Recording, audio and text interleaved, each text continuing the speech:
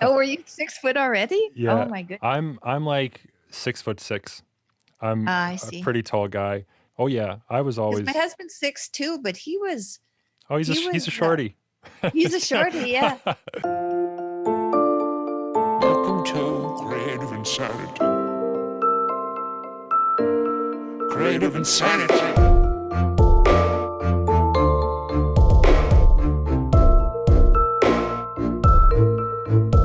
Hey, my name is Servant. I am a rap artist, producer, and other things from Alberta, Canada, and today I had the immense honor of speaking with Tammy Peterson. Tammy Peterson is an artist based in Ontario, Canada, well known as the beloved wife of Jordan B. Peterson, a man who is perhaps the Western world's most influential intellectual of our time. Tammy's perspective on creativity, sanity, and spirituality is truly insightful and worthy of note. We ruminate on the difference between wanting and needing to make art, on raising children and balancing life around your passion, the role of humility, gratitude, and beauty, and what her recent brush with death has taught her. If you're new to my podcast, you're not alone. Creative Insanity is a discussion-based show where I speak with hyper-creatives from all different disciplines from all around the world. My guests and I examine their approach to creativity, what keeps them sane, and we sometimes workshop art that premieres exclusively here, such as short stories, paintings, and freestyles. The whole point of this show is to be fuel for creative people. If you're one of them and you enjoy this sort of thing, please consider subscribing, leaving a positive review on Apple Podcasts, maybe an encouraging comment on YouTube, or even a suggestion for future guests you'd like me to have on. Now back to Tammy. I couldn't have had a better guest to commemorate the 20th episode of my show. Thank you to her. Now let's slap into it. So, Tammy Peterson, welcome to Creative Insanity. Why, thank you. I'm excited to be here. Thanks very much for the invitation. Yes, I'm grateful. I'm really excited to get into not just your story, but some of your philosophies around creativity and how and the role you see it as in your life and whether it has anything to do with your sanity. So Mm. I think because it doesn't always go hand in hand, right? Sometimes it's the opposite. I wanted to start with, when did you know that you were creative? When and how? Well, I was quite young. I can remember making an audio visual presentation in grade 6 based on Dumbo, the elephant. Dumbo, hey? And class, I put it to classical music. So that was something. And I was really interested. A girlfriend of mine and me used to record singing on our cassettes all the time when we were young. And I had a paper route and we sang continually. I would sing a bit of a song, and then as soon as I was done, she had to sing a song within about 10 seconds or I would win. And we would it was so we were always doing something that was creative.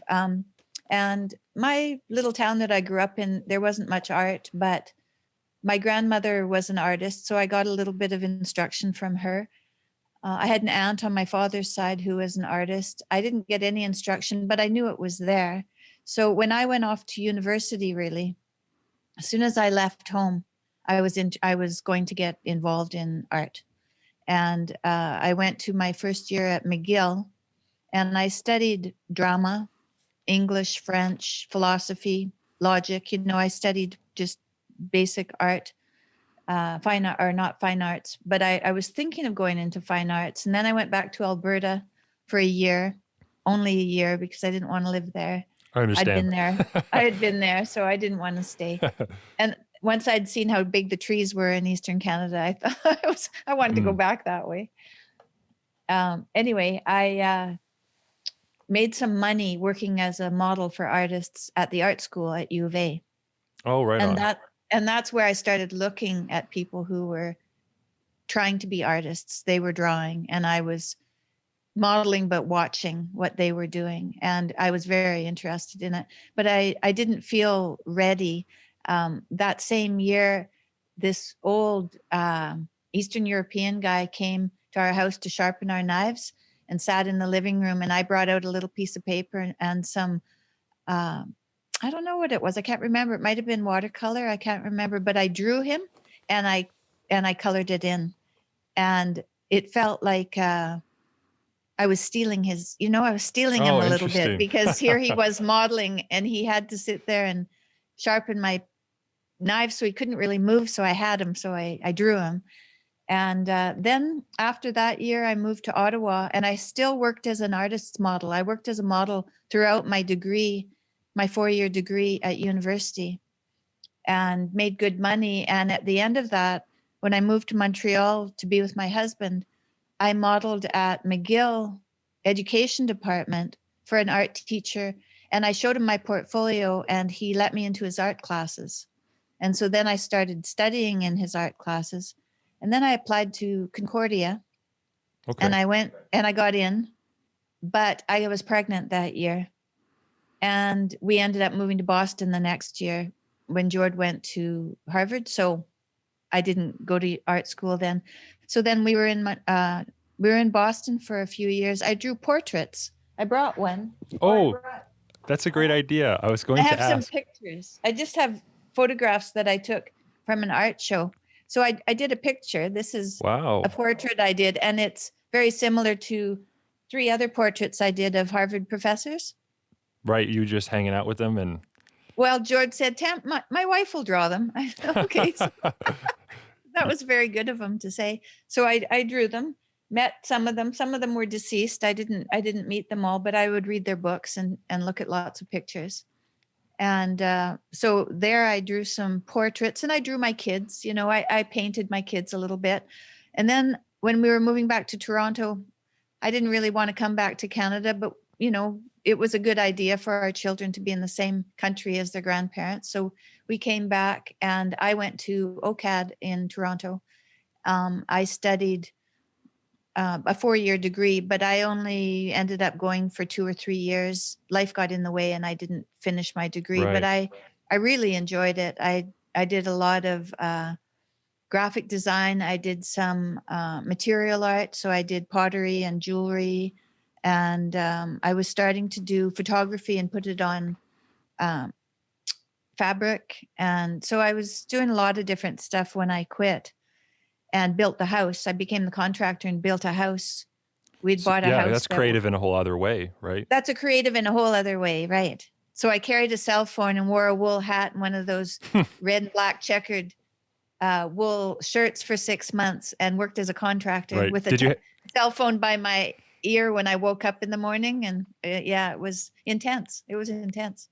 Yeah, but probably a good money saver too. You know, like if you're the one hustling and getting her Well, done. we had no money, extra money, so we had to, you know, we hired, I think, some postal workers who wanted to build after work, and we hired all kinds of nefarious guys to build our house, and they put it together. You know, over the years, we found out that we had to do it again because things weren't done, Oh, you know, as well as they had to be done. But we did get it done in 6 months and moved in. When I was at Harvard, one of the friends of Harvard, these would be women or spouses of people who are working at Harvard, they called me and said they were having an art exhibit, wanted to know if I wanted to be involved. And then they said, "Are you an artist?" And I looked around in my bedroom and I said, "Yes, I am. I'm an artist." So that was the first time I admitted to anybody else I was an artist. okay. And how old were you at that point? 32? Wow, I know. that's interesting. That's really interesting because whether you identify as an artist is kind of it's a light bulb moment for most artists, you know, like Yeah. when that, and I think we've all had that, those of us who are, you know, we've done something with our creativity and someone has asked us, what do you do? I've had that moment too. Like I do rap music. And Hmm. so I guess I'm a rap artist. And when you can finally let that sink in, do you think that it's good to associate and have that as part of your identity? Like that you are an artist? Or is it like art is outside of you and you get to play with it? I don't know if I phrased that question well. I think that art is inside of me. You know, I think that there's an impulse, there's some sort of artistic impulse that I have to humble myself to. Hmm. And I've had a hard time with that, actually. I carried a sketchbook all the time until I was till when? Till we moved to Boston, I didn't really. So once I had children, I was carrying children instead of a sketchbook mostly.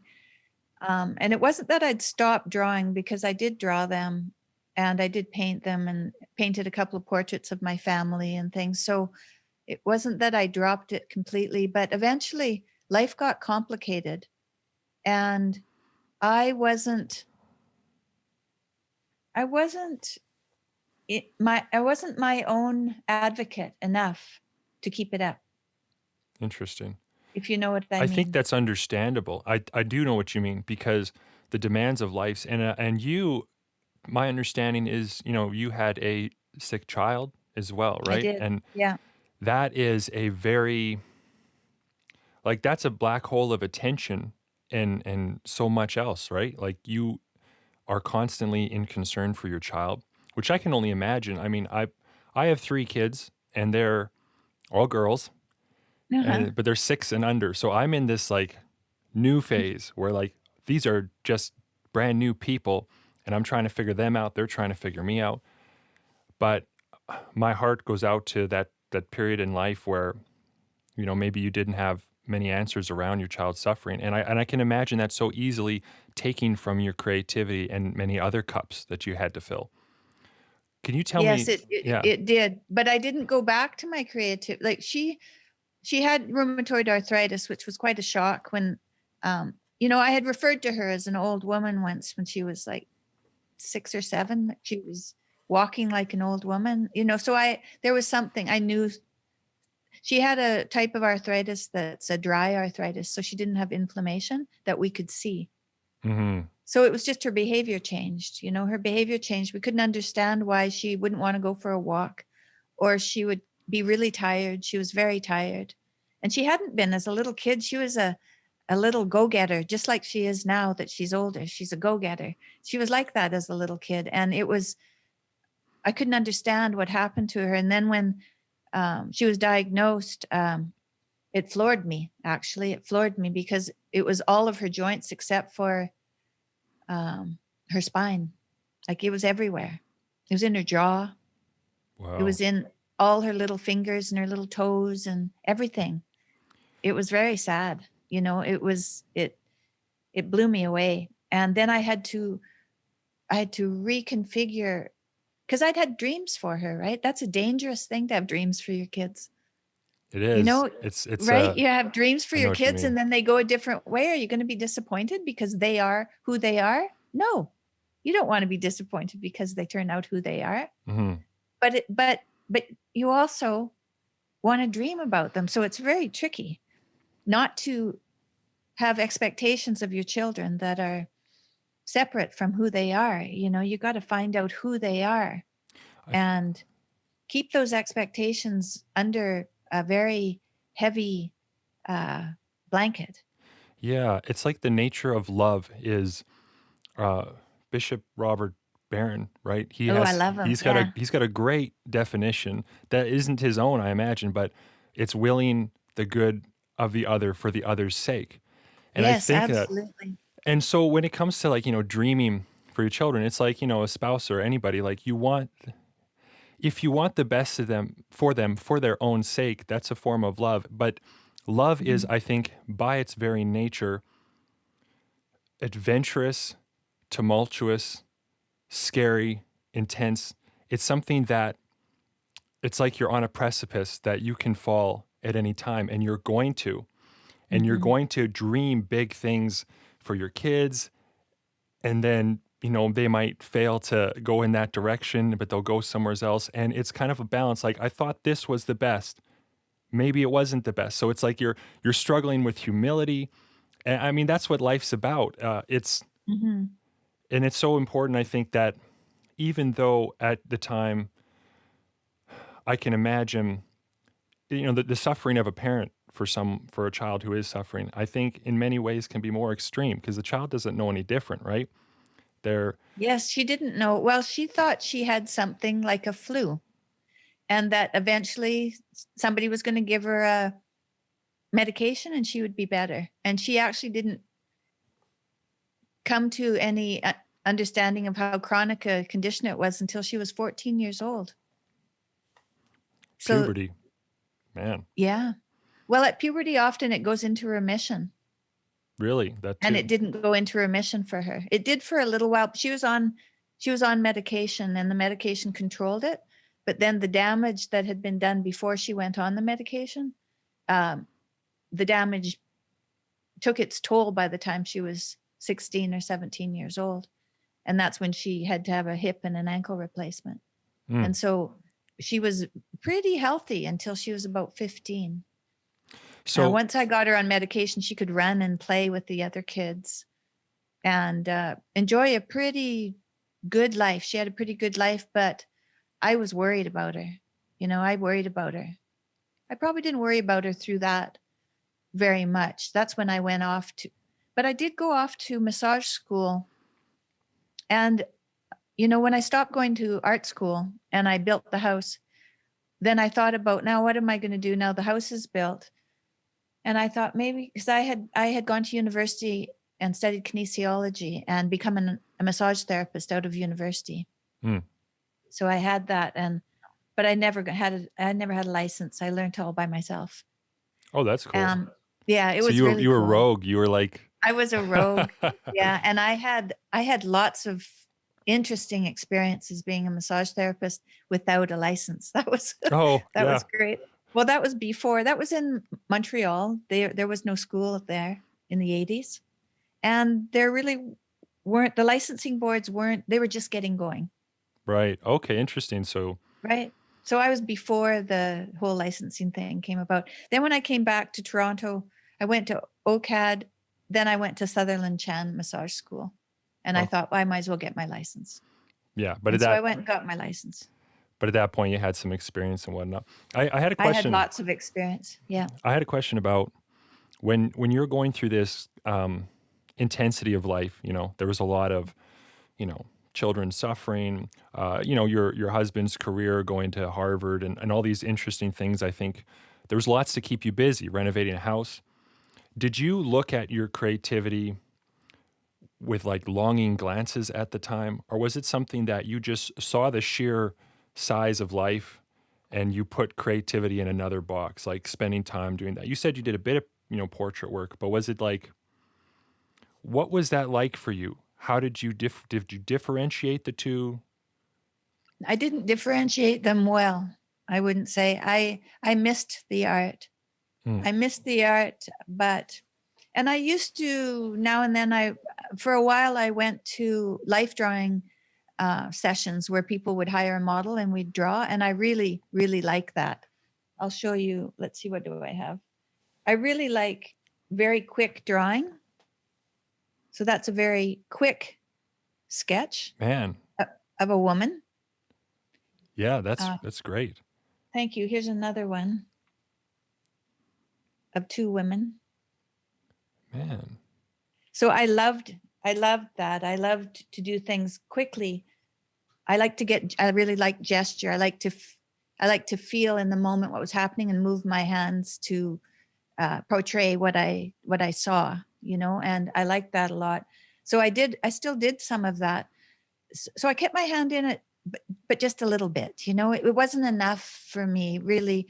I can remember when I had Michaela, my first baby, we were in Montreal still, and my husband was a postdoc, and I don't know how long I'd had her. It'd been a month or two, I guess, but I went to an art class and I was drawing a life drawing. I was drawing, standing at my easel, and your wife would have told you things like this. I thought, oh God, I wonder what time it is if I have to feed my Right, daughter. yeah. And my shirt was just soaked, right? I Oh. I was trying to get back into what I was doing, but I was definitely a mother at that point. I was Yeah. definitely, I was being overwhelmed by motherhood. And then I just became totally overwhelmed with it when my daughter was ill. But Yeah. something about that time was too much for me. And I couldn't go anywhere other than to be with my family. I didn't have any other family around, and I didn't have really understandable faith at the time either. So I did have an understanding of, a reasonable understanding of faith, but not like I do now. And the faith that I've come to in the last year, really, since 2 years since I've been sick, is such that I can do my art now and realize its necessity and its and I can humble myself to it and do it, and it's wonderful.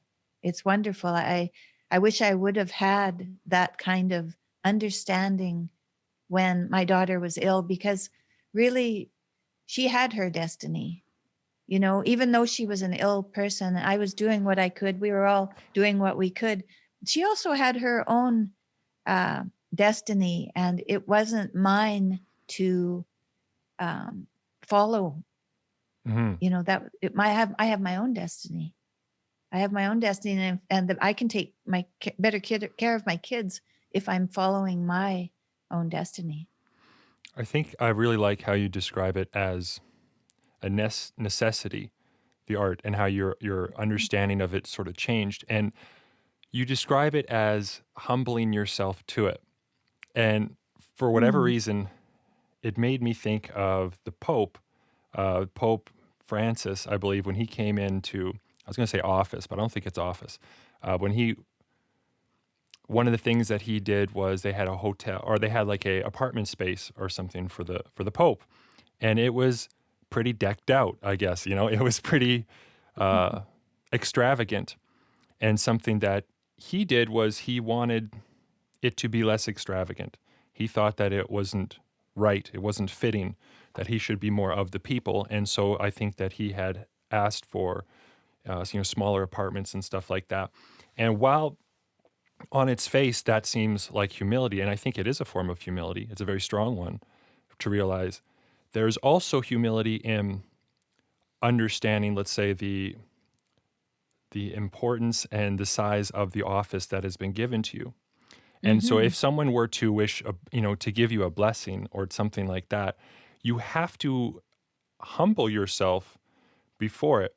And as a creative person, I love that you think of it as humbling yourself, because it's like you've been given something, a proclivity, a gift, a temperament, whatever it is, but that you recognize you have to become lower than it to allow it to take over, because otherwise I think the reverse is maybe a perversion of the reality, right? That you are the master of it, that you control it.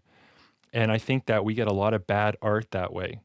And so I think that's very cool, Thank you. Yeah. I think I learned that there's things that happened in my life and coping skills that I used that for tragedy, for crisis, for coping, that blocked me from my art. And in these last couple of years, because I have a very visual mind, right? Whoop. Let's wait, I'll turn that on again. That's okay. I can edit this. It's great. Yeah, it's good. Let's see if it comes back on again. Oh, yeah, there it is. That's funny. Good. You said you have a visual mind and everything went black. I know. Isn't that funny? Might have to keep that. Yeah. Yeah, I have a visual mind, but I've been doing this work to reflect on my thoughts and see where they lead me, and also if they are good thoughts or not, and to try to update who I am from who I was, to make my purpose more mature. And so some of my thinking I hadn't brought up to the present. So I had old habits. I had some old thinking habits that were getting in my way. Do you have a specific example of like? Yes, I do. Okay. I do. So when I would, so I set myself up while I was ill, because I was ill, right, a couple of years ago. I rebuilt my house. Again. I did. Again. This time I built it like the way I wanted it. You're trying to make it beautiful, right? I made it beautiful. That's lovely. And I made it this type of place that people could come to and more people could come to and be comfortable in this place, Hmm. because there were little rooms before, and it was kind of windy and small, and now it's open. So it's a place where people can come and really communicate and enjoy themselves, I think. So, but I also, in the basement, I put an art table down there, and I broke out through a wall so that I have a big window and a door that has a window in it. And the stairs that are going to the upstairs, the stairs have no backs on them. So there's light coming in from different directions, and I can work down there. So I have everything there. I have my art. I've been taking Zoom classes, on different art classes. It's been great. It's been lots of fun. But I was noticing, other than going to the art classes and having a wonderful time, the rest of the week I'd walk by that desk and I'd look at the piece maybe that I was working on and that I could finish it. And a little voice in my head would say no as Really? I walked by. Yeah, as I walked by. And I thought, So I was talking with my husband and I said, I'm saying no when I want to sit down and work. I'll walk by. I won't sit down. I won't even let myself sit down to work, not let alone pick up, the pencils and stuff I need to do. And he said, well, that's very interesting. Where do you think that comes from? And I said, well, art wasn't valued in my home. My mom and dad were fairly poor. My mom was especially poor when she grew up. And neither of them had a university education. They went into business and they made all of their money through business and through, hard work. It Right. was duty. It was duty. That's where they made their money. It was That's in the like the cold 70s. half of love, duty, you know? Yes, that's right. It was duty. And so there was a lot of duty in our house, and things did get done, but there wasn't any warm, fuzzy feeling much of the time. And we were expected to go to university and to do something practical. My sister's a nurse. My other sister's a pharmacist. My brother, he studied history and playwriting, so he was an outcast for a while, although he went into business eventually. And I studied yoga from the time I was 13, and I did art. I was an athlete, but I didn't. And I thought, let's see, do I see myself in a business suit working in an office? No, I don't see myself carrying a briefcase. No, I just don't see that in me. Like, that's not who I am. And I had a dream about my grandmother. My grandmother was a stay-at-home mom mostly, I would say, although she played piano till she was 93. And great. so she did this. It was what she loved to do, right? So she really stayed home. And I had a dream that I was wearing her shoes and they were too small.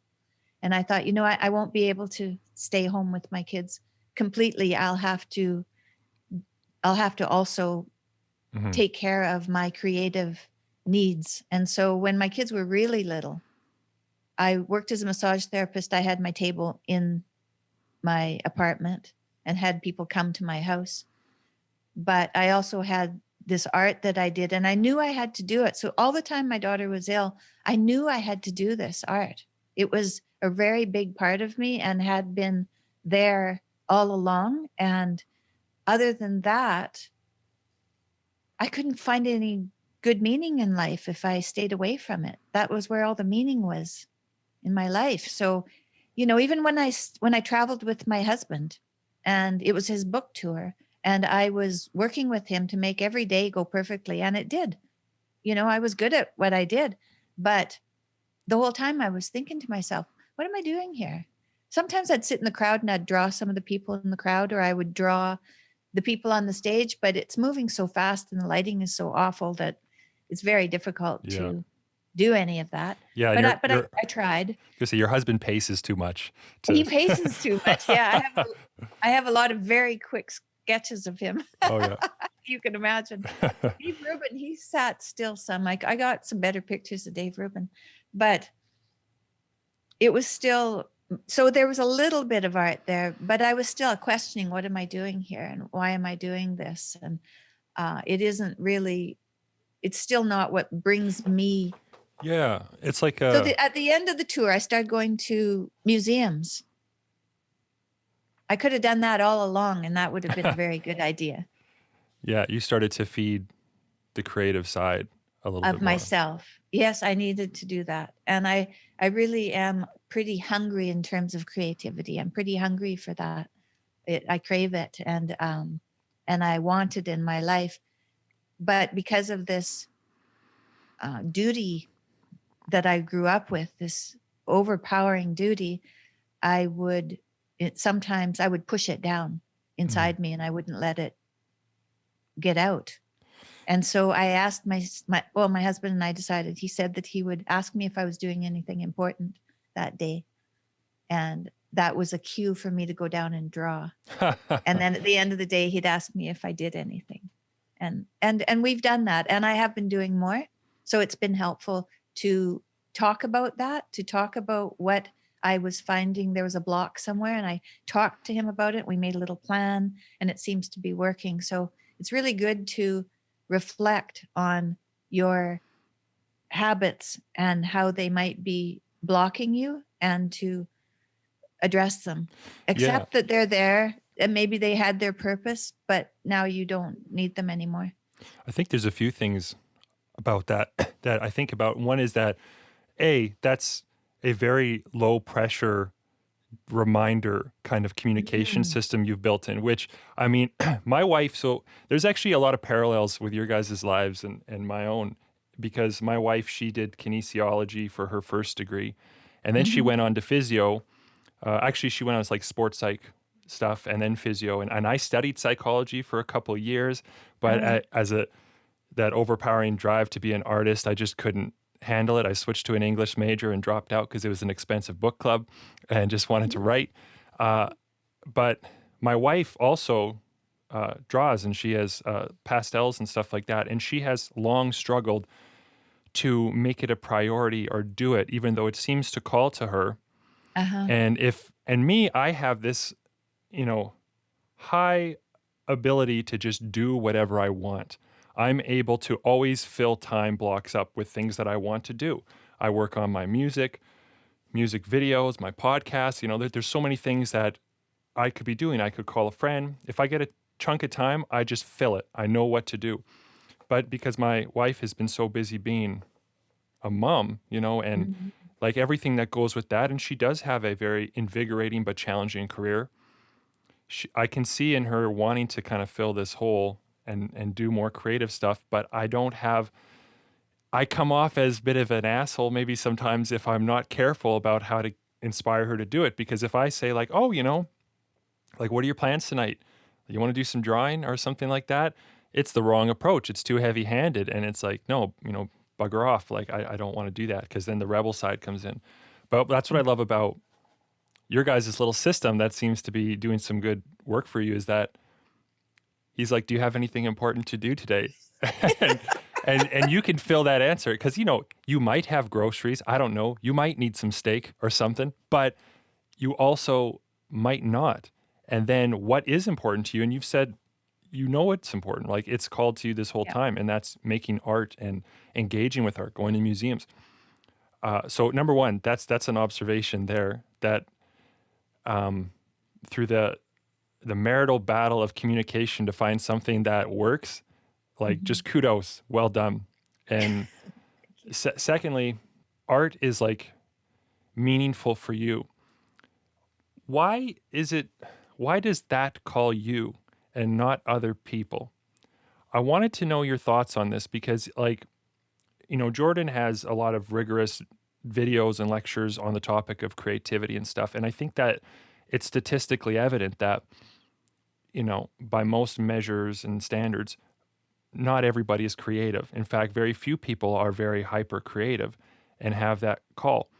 I wonder at times why that is.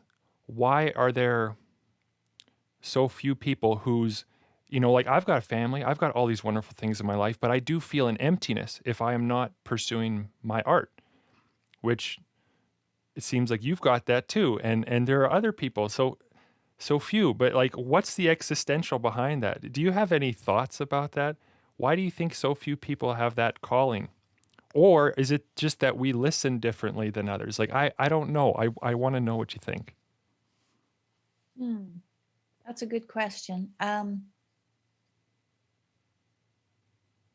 I know that, I don't know, I have my siblings, right? I have three siblings. None of them draw. They all have, my brother, he's a writer, so he's creative. And I wouldn't say my sister isn't creative because she gardens, she, paints her houses in particularly lovely colors. And so there's something there that's that. But for people who really, they want to discover what they can do to connect to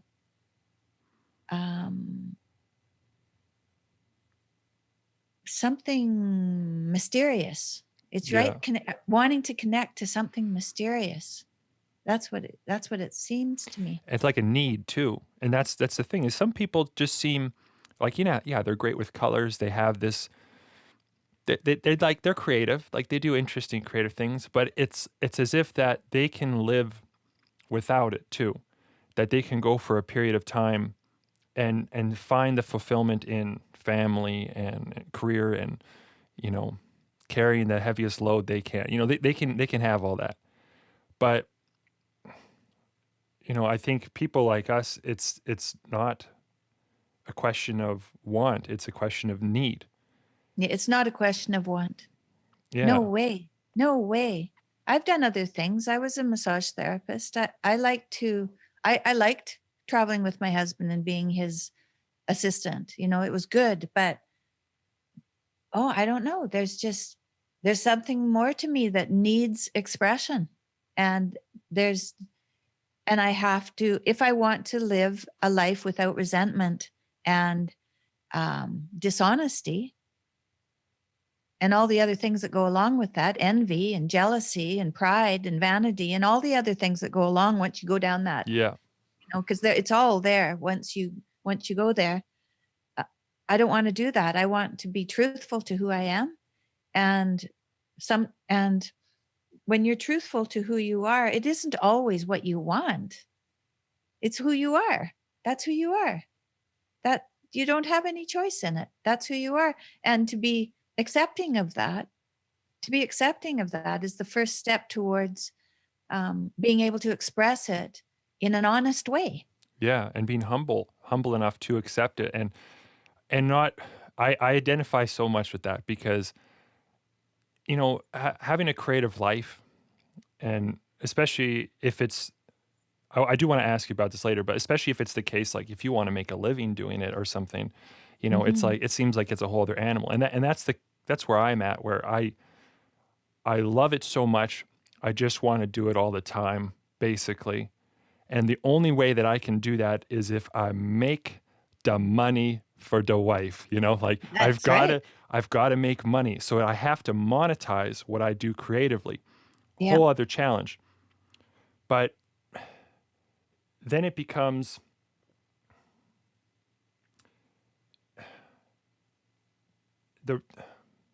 give me a second. I'll totally edit out, but I really feel like I need to think for a moment.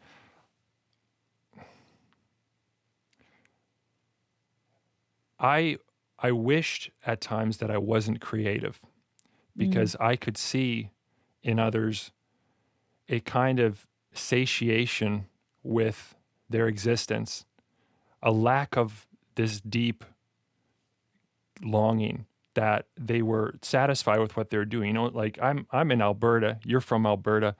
There's a lot of guys here, for instance, like they go to work, come home, they spend a bit of family time, they like go out quadding, they go fishing, and their life's full. They're just good. Happy, crack a beer with the guys, play some darts. It's good.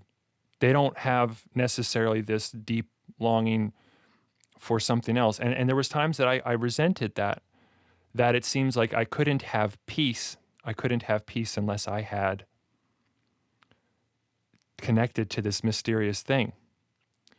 And I guess that's why I was really interested to hear your answer about why you think so few people are like that.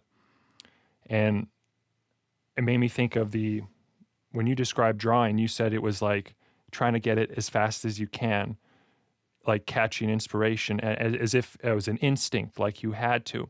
And that made me think of it being something like music. When a toddler hears music, they just start wobbling their body in time to it and they can't help it. And most people are like that unless they've suffocated that instinct. Mhm. And we have something that's a lot like that. We hear this level that we have to respond to. We hear this music. And what glory and what tragedy, what great horrible thing this is. Um, That's that's a good way to say it. I always thought that, it's really helpful if you can be associated with someone who has a more conservative take on life, at least in your business life, because there's got to be someone who's creative to think up things, mhm. but there has to be somebody to follow through with them and to monetize them, like you said. And it's hard to be both those things. It is, yeah. There aren't many people who are both those things. But there are some. I knew a guy who was a visual artist, and he'd worked in a number of different creative endeavors, and he lived that life and he made money. He wasn't a wealthy person, but he lived a good life. He didn't have 3 kids and a wife though, and he didn't keep his wife. Mm. So, I wouldn't say it was completely successful because he ended up alone, but he did not starve. But there aren't many artists like that, right? There's some really Yeah. famous artists who make it, but there aren't very many people like that. And there's a lot of artists who don't make it. There's a lot of kids who go to art school and put it in their back pocket after that. Yeah. And like, how important did you have, you had dreams for your children. Did you have dreams for yourself in terms of like success of art? Did you want, at the time when you were younger, I want to, be an artist doing all the artsy things? And like, what was your vision like, and how tied to success, let's say, whatever you think success is, how tied to your vision for yourself was that? Or was it more about being, doing these things as opposed to It was definitely more about doing them and being that and producing what I felt I wanted to without. I went to art school. I studied graphic design for a while. I studied advertising for a while in school. But I had a very good friend. She was a packaging designer. Hmm. And she said, "You're not a designer, you're an artist." What a distinction. And she was right. She was right. It's true. I'm not somebody who's working to figure out a package for a product. I mean, I could, but that isn't what calls me. That's not what calls me. Do you feel as if do you think that there is a moral imperative for artists to share their art? Yeah, it probably isn't art until you've shared it. Oh, that's an interesting answer. Elaborate. Tell me more. What are you thinking? Well, you do something, you make something, it's still, unless you communicate it, you can't tell if it's successful or not. I mean, I guess you can get your own enjoyment from it, but art is, it's a pre-verbal communication art, right? It's not, I mean, it can't, in music, if you have words in your songs, then it's coming towards a verbal communication, but it's still fragmented, right? It's not Absolutely prose. And so what you make in art is something, is a way to see something or a way to understand something or a way to hear something in a new way. And it's kind of like a dream, right? If you have a dream and you understand the dream, it can help you, 10 years down the road. It can help bring what you wouldn't have known for 10 years to the present. So it can jumpstart you into understanding something in a new way without having to read volumes about it. And art is like that, right? Art is like that. It's a new way to see something or hear something or experience something without having to study it yourself, without having to understand it yourself. That it's a way to give people access to a new way. Or it's a way of giving people a chance to experience beauty in a way that they hadn't thought of seeing it before. Yes. Or torment. Mm-hmm. I have this picture. It's a copy from a woman who she was a doctor's wife. Okay. And she drew, and she was quite depressed. But she drew, this is my drawing, it's a copy of hers. And these are mothers with their infants. Wow. And it's really haunting. It's very haunting. She was all of her stuff was very haunting. I think I have another one here. And now why did I tell you that? About tragedy or about. Yeah, right. It's, I think you're getting something. I had a great conversation recently on a podcast with an artist named Nicole Wolf, and she's from Alberta, and she's been freelancing for 7 years, and she's lovely. We were talking a little bit about truth in art. It's like you're saying it's like a different way to communicate and see something, and that's why I think not enough people give credit to art for being what it is in part. It's like a truth seeker, like you can truth, beauty, and goodness, the holy trinity of things, like they're connected, and you can have one as the access to the other. If you understand, let's say, something to be true, then with those eyes, maybe you can see its beauty. It's like mathematics, right? Like if there's beauty in mathematics.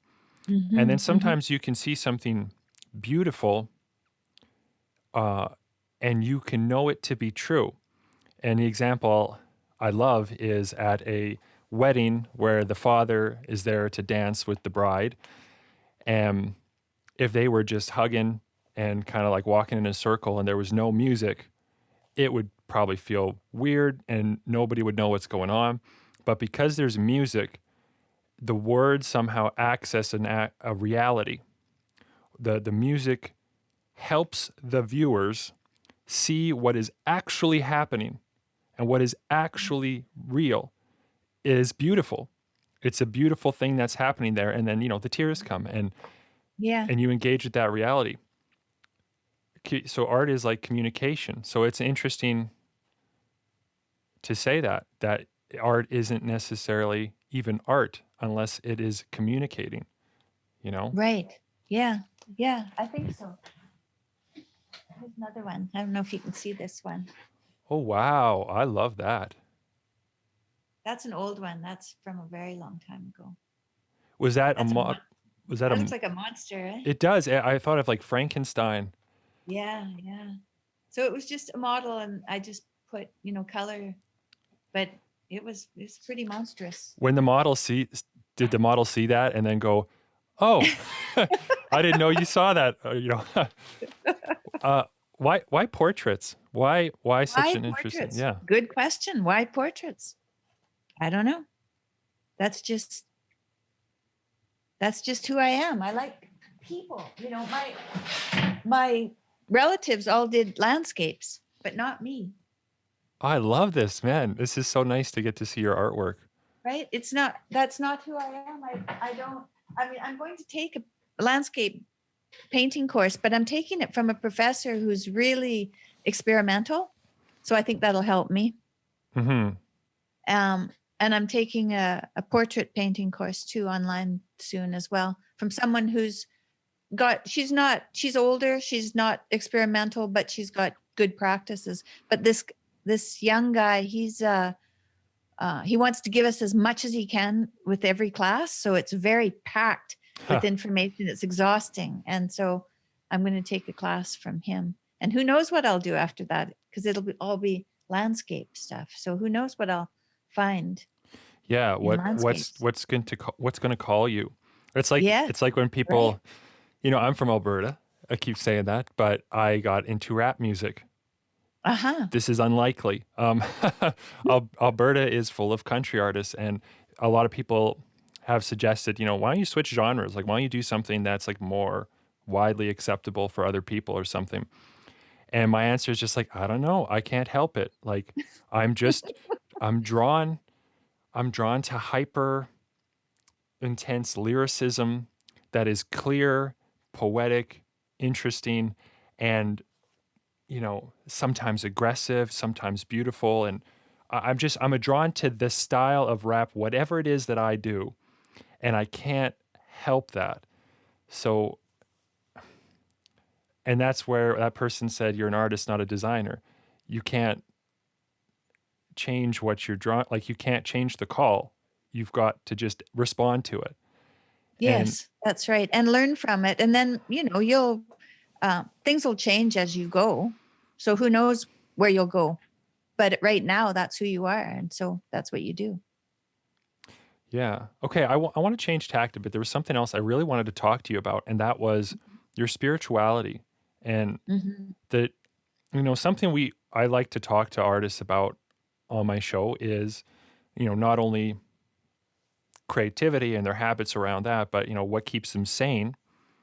And from what, interviews that I've seen of you, and I've been paying attention to the Peterson family for some time, I've gathered that spirituality has become a very center part of your life, and that I believe you even do daily prayer.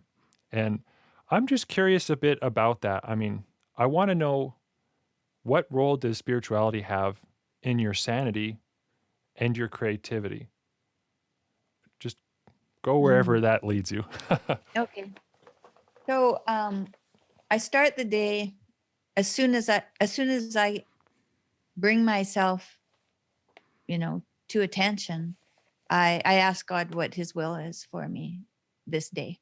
So I really do try to stay with my higher power, with God, through as much of the day as I can.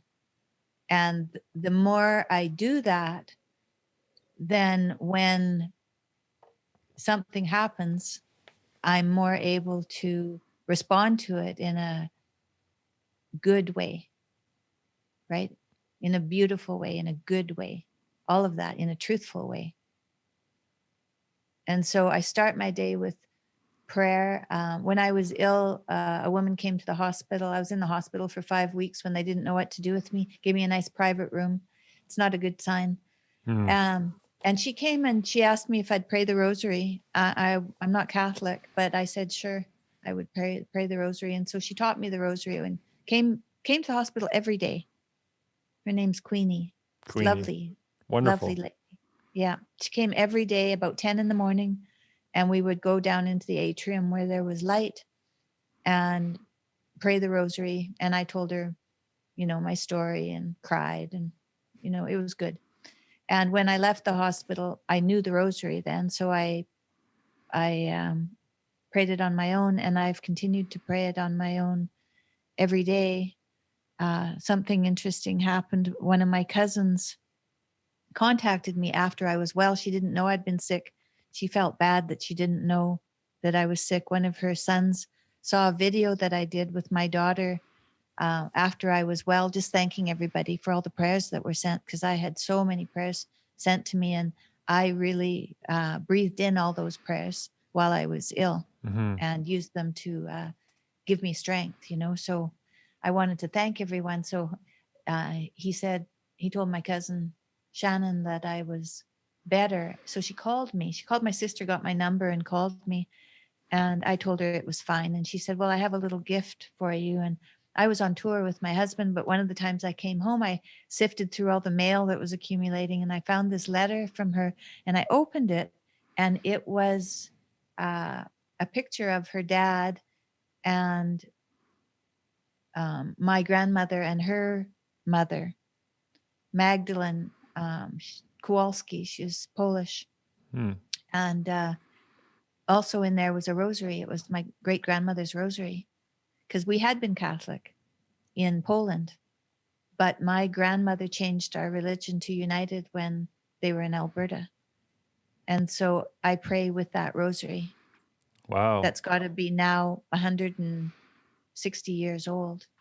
It's an old rosary, and it's been in someone's hands continually for all those years. Wow. Yeah, isn't that great? That's very cool. I love the rosary, and I wish that I prayed it more. See, I'm Catholic as well. Okay. I grew up Catholic, and then I had a falling out with the faith. Yes. One, as I think all Catholics do. We Well, go, everyone questions. Yes. yeah, Mhm. we all wander the desert at some point, and Yeah. I was doing that for a amount of time, and then it was actually philosophy primarily that got me back into the faith. Really accessible stuff from a guy I think you'd really enjoy, a professor named Dr. Peter Kraft, who Hmm. I think taught at Boston College actually, and he's a theologian and philosopher, and so his stuff was accessible to me, and it got me back into, okay, I think it's reasonable to believe in a God, and then I just followed the rabbit trail into how I got back into the Catholic faith. Like, is Jesus God? Can I believe that? Hmm. All of that. But the rosary, my grandmother, she passed last year, and she was, I'm sorry. oh, she's in a better place now, and she was suffering a lot. But thank you. I know that she prayed the rosary a lot, a Hmm. lot, a lot, a lot. And I've got multiple rosaries from her. I've got one on my sword over there. That there's something artistic about the rosary. There's something like the nature of the prayer as a kind of meditation. You can, you can meditate on the virtues. You can meditate on, you can imagine Calvary. Like, you can think of all these things that kind of help center you. And I regret to say that, like, I've fallen away out of practice, that I hardly ever pray the rosary. And Well, I would say if you have access to it, it takes about 15 minutes really to pray the whole thing. So it's not very long. no, that's not long. No, it's not long. And I have it on my phone. I look up Rosary Mystery Hmm. just so, and then it comes up, and there's a site that is the Rosary. I'll find it in a minute. I'll send it to you. But I read the mystery. I know the mystery, but I read it anyway. Yeah, it helps And it focus. and every stanza there is a virtue, and I take that virtue and then I go through the population, my population, the population. I go through and I just pray for everyone every morning. It's good. That is good. It is. It's good. Talk about, like, having I guess I don't have the words. That's just good. That's wholesome. Yeah. And Yes. I think, I often shy away about the faith stuff, and not for fear of encounter with it, but often because of the perception. Yeah. I talk to all kinds of artists and, people in LA, and people who have, very little to do with spirituality. And it seems like if you didn't grow up, or if you didn't get some exposure to it, a lot of people very easily disregard and just think it's like, like it's some kind of silliness. But I think where your husband's work, for instance, is useful to me, and I think many people, is that he kind of makes an argument similar to, like, Pascal's wager implied in his work, which is something like, well, even if it's not true, it's truer than anything else, and it's worth shooting for the highest ideal, even if you miss, because you'll be closer. And to start your day with prayer seems like a kind of, it's like an archer starting their day by sharpening their arrows or something, you know? It's like Hmm. they know what they're doing. They know that they have a goal that they're preparing for. And I feel like that is wise of you. It's something that I really admire. And it's one of the reasons I actually really wanted to talk to you was because you have this prayer life that I have, you know, failed to meet. I feel like in my own life, though I have felt, I guess it's one of those things that I look out and always feel guilty, like I should be doing It more. wasn't time yet. It just wasn't time yet for you. That's all. The time, you do these things at the right time. Mm. I didn't do it sooner. It wasn't my time yet. So now I'm doing it. That's just the way it is. There's no need to second guess yourself because there are no mistakes, right? Yeah. There It's are no like mistakes in life. Things come because, well, that's what's supposed to happen. everything can work together for good. I think how does that, so you start your day with prayer and it leads into Then I do mindful meditation for about 15 minutes, actually exactly 15 minutes. I have a group in Toronto, one of my good friends who's Catholic and I gave a rosary to start up her faith again, and she is praying the rosary. It's been really good, very good for her. But she also does this mindful meditation where I have a Zoom link and I open it at 9 a.m. and somebody comes on with all like messy hair and he says, he says, good morning. Everybody says good morning. And then he rings the bell and then we just sit there.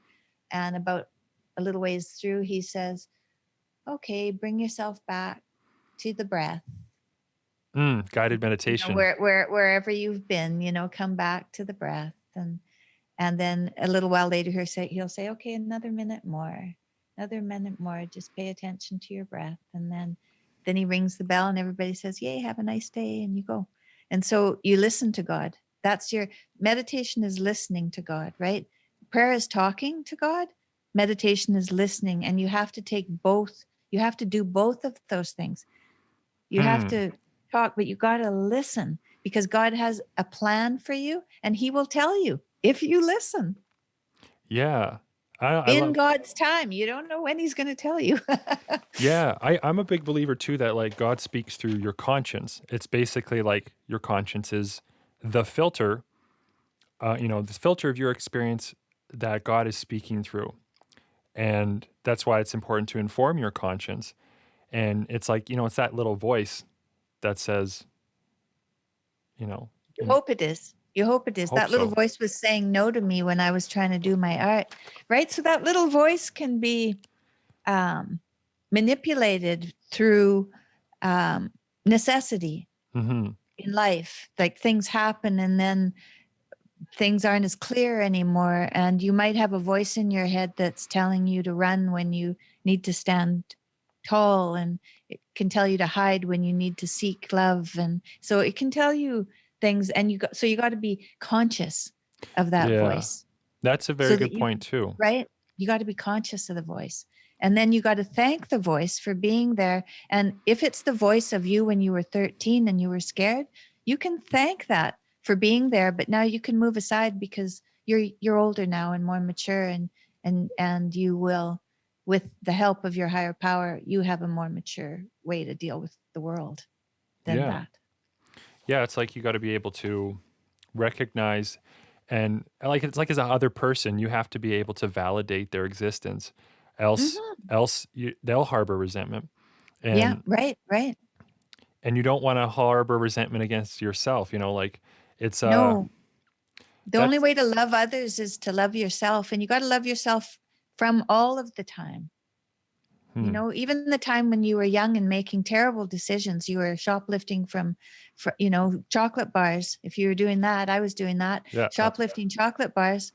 You that's what you were doing. You had a need that you felt you were missing something, and you thought chocolate bars would fill that need. Well, for it me, doesn't yeah, work. But For it worked back then a little bit. it was something. Yeah. It was something. Yeah. I actually, it's funny you say that because I had a history of thievery as a kid in grade Mhm. or kindergarten in grade one. I started Oh to yeah, steal. that's And uh-huh. I know on reflection why in part that was, and it was to see, I think, where the boundaries were, to see what I could Mhm. get away with because my very well-intentioned parents, and they have a great sense of humor too, but when you're 5, you might not click into everything. They said something like, we can see everything you do when you're at school. And so we know. And for all I know, my mind's twisted that and they never even said it exactly like it, but that's what I heard. And Mhm.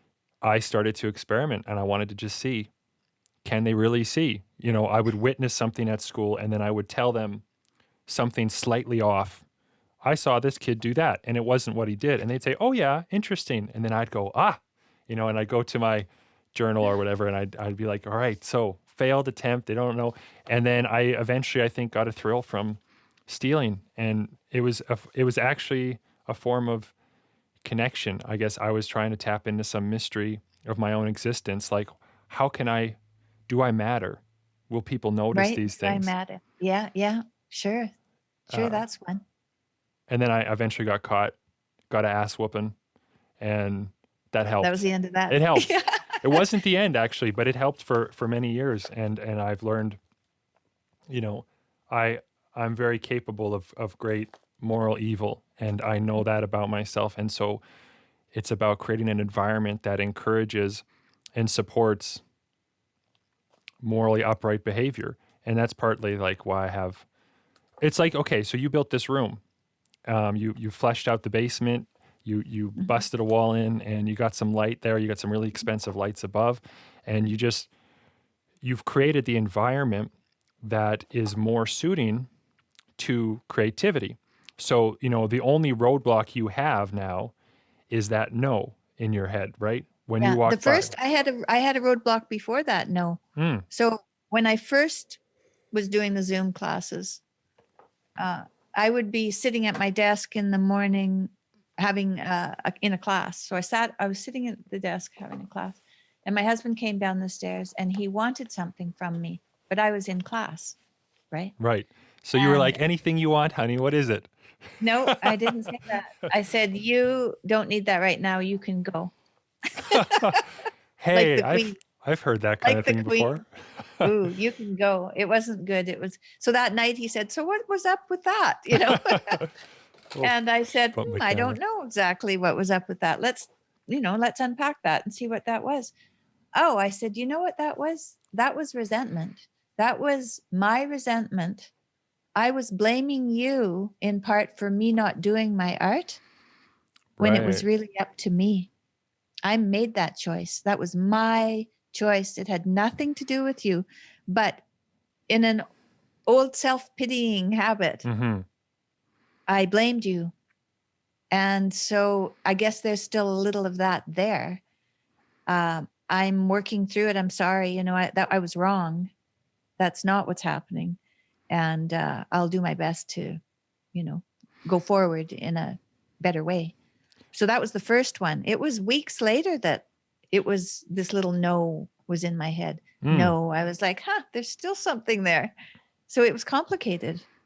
It's yeah. complicated. There were walls that were put up there, and I had to investigate them and understand them and accept them in order to dissolve them. Yeah, you had like some habit. You had like this mental habit that you had built, whether consciously or not, that had Yeah. developed in some response. I had heard you on one of your other podcast interviews you did, you had talked about how doing art with your mother was Mhm. one of the ways that you would receive warmth from her. Not that she was a totally unwarm or cold individual, but that was a more surefire way to get it was if you guys were coloring together. And it seems like a bit of a contrast to have that at one point where like you look at coloring, you look at painting and drawing, and it becomes maybe like the source of warmth, even beyond the company of your mother. But then you still can have a no develop from that. You can still have opposition Mhm. to the good. Um, Mhm. but you've been working through that now. And Yeah, I'm working through it. do you know where it comes from? Yeah, I think so. You know, lots of families are complicated. Lots of kids have parents whose relationships the kids don't see as ideal, and so they change their behavior to try to make things better at home. Mm-hmm. And so then they have habits. They grow up with coping skills that they've developed that around 13 they think, okay, now this is pretty good. This is who I'm going to be. But and then you go out into the world, right? 12, 13, especially as a girl, that's when you start to really grow up, and you go out into the world and you think that that you're grown, right? At 13 you think, okay, I'm ready to face the world, and by 16 you're definitely grown. I mean, my grandmother was married at 50 and she had a baby by the time she was 16. So, Wow. and that's only a couple of generations ago. So these growing up times are pivotal, and if you don't update that 13-year-old view of the world, then that's how you respond when you're pushed Yeah. in any, right? That's how you respond. And so that's who's standing in front of you taking care of you, is that 13-year-old, until you update. That's horrifying because they're not I necessarily. imagine that would have come up to your like belt buckle, right? Oh, If yeah. that was you when you were 13. I don't know No, how I tall was you are. probably 6 foot at 13. Oh, were you 6 foot already? Yeah. Oh my goodness. I'm like 6'6". I'm I a see. pretty tall guy. And I think when I was 16, I was about 6'5", and then I grew What another about inch. 13 though? 6 feet? I wouldn't be surprised. Pretty close to it. Wow, 13. you grew early. Oh yeah, I was Because my always. husband's 6'2", but Oh, he's he a was shorty. he's a Just kidding. shorty, yeah. Well, he might be 6'1". He might be even shorter than that. But he didn't really grow until he was 17, Interesting. right? So you grew really young. Yeah, it was like 16. I remember I was about 6'5", and you can't really tell through the camera, but I was a very, very thin guy. I was very wiry, and Uh-huh. I think I was like 160 pounds or something like Mhm. that at 6'5". That's not a lot of weight. But, No. since then, I grew another inch. So I was 6'6", like after 20 for whatever Yeah. reason. Yeah. And I've, slowly gained a little bit of muscle mass as the testosterone maybe peaked in my 20s. But it's funny, you say like, you're like 12, 13, like you're grown in a way, like mentally at the time. Yeah. Maybe that's more true for girls than guys, because I think for me, my adolescence didn't wear off till I was, well, and it's still there. It's a corpse that's still twitching. It's still around. You know what I mean? But I think I was like 24, 25. And that's when and heck, I was just married. I had my first child. Mhm. I was finally at a point where I wanted to start taking some charge in my life and actually do something meaningful. I had a more sense of direction. That's when I finally got slapped enough times and went, wow, I really do want to be an artist. Hey, wouldn't that suck if my whole life was just thinking about how I wish I was an artist and I wasn't doing what I wanted to do? Wouldn't that be terrible? I saw the mouth of that abyss, and I finally knew enough to turn the other way. But Oh, that's great. I That's mean, great. 24. yeah, That's great. it's not bad. Yay. Yay. Yeah. That's right. Well, I feel like, my life, although it was,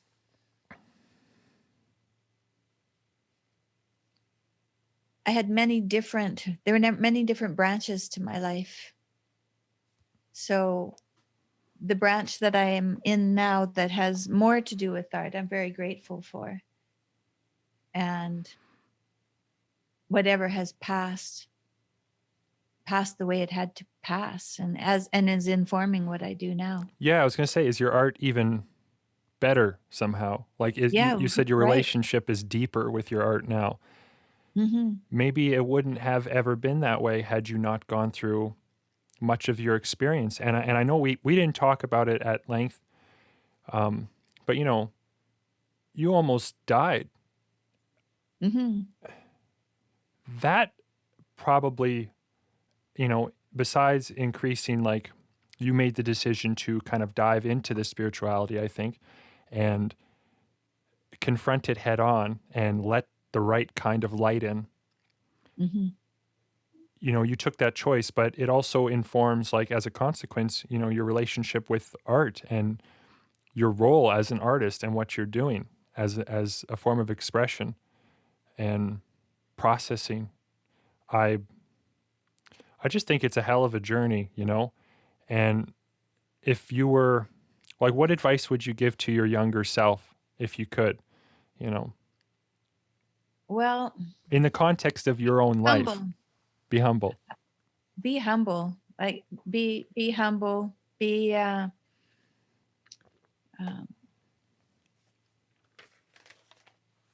reflect on who you are. Like really do a lot of self-reflection. Because I've done a lot of seeking to be, you know, in line with my best self for a long time, but I wasn't looking at myself as openly or as um, with the open eyes like I am now. Like now uh, I'm understanding that I'm in a process. That there's no perfection here. That this is a process, and every day, if I'm fortunate, I can see what has been given to me in this day to learn from.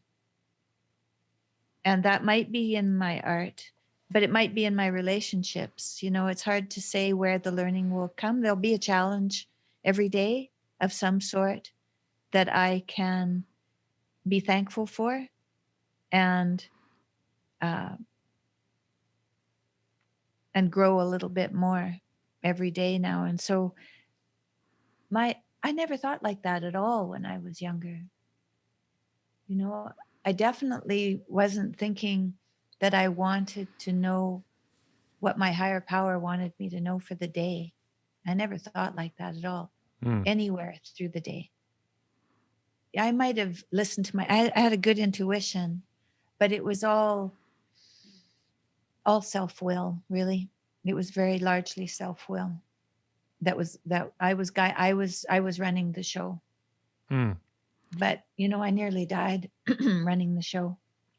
yeah. I And you nearly died and you running the very show. and there's a reality, I think, that, maybe part of you did die, the part. Yeah, right, right. Well, one part of me died, when I told my kids that I had 11 months to live. Uh, when I saw the pain on their faces, I realized that it was not my choice whether it was out of my hands, that my life was out of my hands, Mm, that it was completely, I was powerless, and I would do whatever I could to live for the people that I loved. And so that was a big change for me because I left the doctor's office thinking, well, I'm 56 or something. It's been good. Uh, I guess I'm going to live another year. Oh, well, I'd pretty much decided that I was the one making the decision in this, but that's not the way you think. That's not how you get up in the morning every day. Uh, that's not a generous attitude. That's a selfish attitude that you are the one that's deciding what's going to happen. No, I have to have my eyes open to see what's necessary and where the opportunities are and go in those directions. mm-hmm. The better, the more, the better. And so that's what I did during my treatment. Was I was grateful for anything that came my way in terms of help, and every day I felt like that, and it didn't matter how much pain I was in or what the prognosis was, because it wasn't about whether I lived or died. It was whether in that day, whether I was ready and willing that day. Mm-hmm. And so then I've carried that ever since. I want to be willing and ready every day. And the prayer and the meditation helps me to get in that frame of mind so that I can stay there. I might have to revisit that in the middle of the day, mm-hmm. And I visit it at night when I go to bed to make sure that I haven't crossed any boundaries that shouldn't have been crossed. And if I have, then to recognize that and to make amends wherever is necessary, like right away, and then start the next day again. So I try to keep my slate clear every day. Man, I love all of that. I think that is, it's crazy to me that we can have the wisdom in that, even in its packaged form from you, from your life distilled. Like just the fact that I can learn from you and that our listeners can learn from your experience, because that is a profound way to live that I feel like as an artist, and my audience is mostly artist types. It's people who are very creative. There's something bigger and more important than creativity. There's something bigger than your art proclivity, and there's something more than that. And it's like, living a good life that is humble and focused on gratitude, being able to be grateful in spite of your suffering is, I think, the roots to much sanity. Not only like, we put people on a pedestal, the suffering artists, like this is a good thing. The Kurt Cobains of our generation, the Robin Williams. And it saddens me, that that's the end for some people, that the suffering is what overtakes them. And I think that what we can learn from artists such as yourself is that gratitude and a willingness to live with a good, upright conscience and to be humble in the face of your gifts and challenges and suffering and all that, that is a more valuable lesson for the artist than, to just like so much else advice, like so much else out there. Well, I think it opens you up to your creativity, that kind of humbleness. It gives more space to, it's given me more space to draw. It's given me more space to be with other people in a fruitful way. Yeah, it's been good. It helps you see. It helps you see clearer. And I feel like that's probably a good place to end our conversation. How do you feel? I do. I feel that too. Okay. Thank you so much for being on my podcast. I got a couple more questions for you, but I'm going to cut the episode first. Yes, this was a real pleasure. Oh, it was real fun. Thank you so much. Okay, and thank you for listening to today's podcast. If you found any of this valuable, please consider subscribing, recommending this to a friend, or leaving a positive review on iTunes, Spotify, or wherever you happen to be listening. If you watch this on my Servant YouTube channel or Facebook page, please leave a comment and share. I love to hear from my listeners and learn from them. Learn more about me at www.servant.com. That's SRVENT.com. Thank you again for your time. Now go be creative and sane.